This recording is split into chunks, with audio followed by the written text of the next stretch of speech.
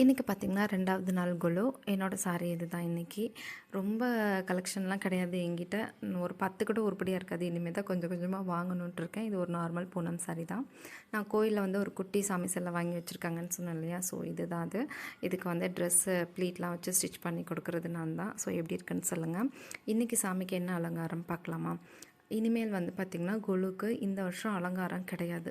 நேத்திக்கும் இதே தான், இன்றைக்கும் இதே ஃபேஸ் தான் இருந்தது. ஏன்னு கேட்டேன், அவங்க வந்து கும்பாபிஷேகம் நடந்து இன்னும் மண்டல பூஜை கூட முடியல. ஒரு 20 நாள் தான் ஆகுது கும்பாபிஷேகம் நடந்து. அதனால அந்த முகத்தை வந்து மாற்றக்கூடாது சாமிக்கு. அதே முகம் தான் இருக்கணும்னு சொன்னாங்க. ஸோ அதனால் இந்த வருஷம் வந்து பார்த்திங்கன்னா முகம் ஒவ்வொரு நாளும் ஒவ்வொரு அலங்காரம் கிடையாது. இன்றைக்கி பிரசாதம் வந்து பார்த்திங்கன்னா கேசரியும் தயிர் சாதமும். கேசரி சூப்பராக இருந்தது. எல்லாருமே கோயிலே வச்சு சாப்பிடுவாங்க. நான் கொஞ்சம் வெளில போக வேண்டியது இருந்ததுனால வாங்கிட்டு வீட்டுக்கு வந்து சாப்பிட்டு கிளம்பிட்டேன். எங்கன்னு பார்த்திங்கன்னா சின்ன பையனுக்கு கொஞ்சம் ஃபீவர், உடம்பு சரியில்லை, ஒரே வாமிட்டிங். அதனால் ஹாஸ்பிட்டல் 2 நாளாக இதே வேலை தான். ஃபஸ்ட் நாளும் ஹாஸ்பிட்டல் தான் வந்தேன், 2வது நாள் இன்றைக்கும் ஹாஸ்பிட்டல் தான். கொஞ்சம் டயர்டாக இருக்குது அப்படின்னு சொல்லியிருந்தான்.